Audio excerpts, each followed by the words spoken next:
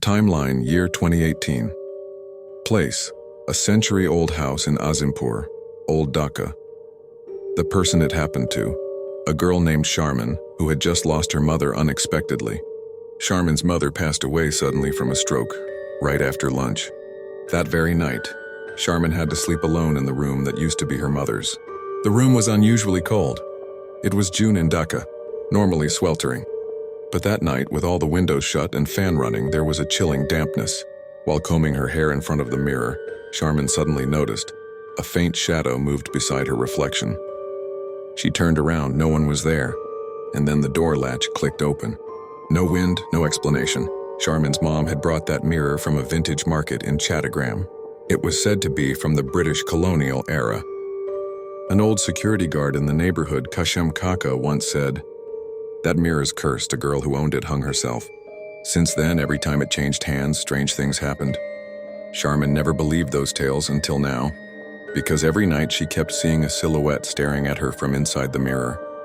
One night, while talking to her best friend Rahina over video call, her friend suddenly froze and said, "Is someone standing behind you? I can see eyes in your mirror." Sharmin gasped. She turned, no one. But in the mirror, something was watching. The eyes, faint red, dim, but locked onto her. That very night, Sharmin ran outside, screaming in tears. On the 10th day after her mother's death, something happened. A shadow slipped under her door. A voice, her mother's voice, whispered, "Sharmin, call me Ma, I've come back." Sharmin froze. That voice was identical to her mother's. Gentle, familiar, terrifying. She didn't open the door. The shadow turned toward the mirror. Inside the mirror, the reflection now had her mother's face. But the eyes in where weren't her mother's.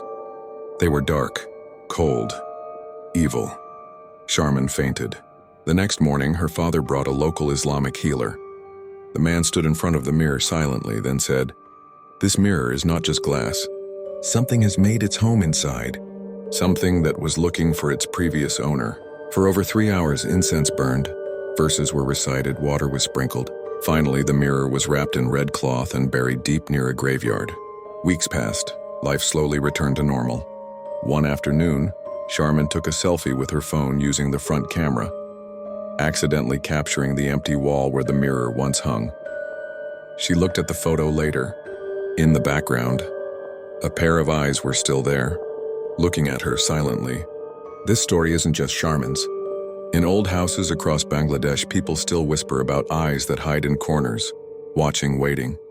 Next time you stand in front of a mirror, are you sure you're alone?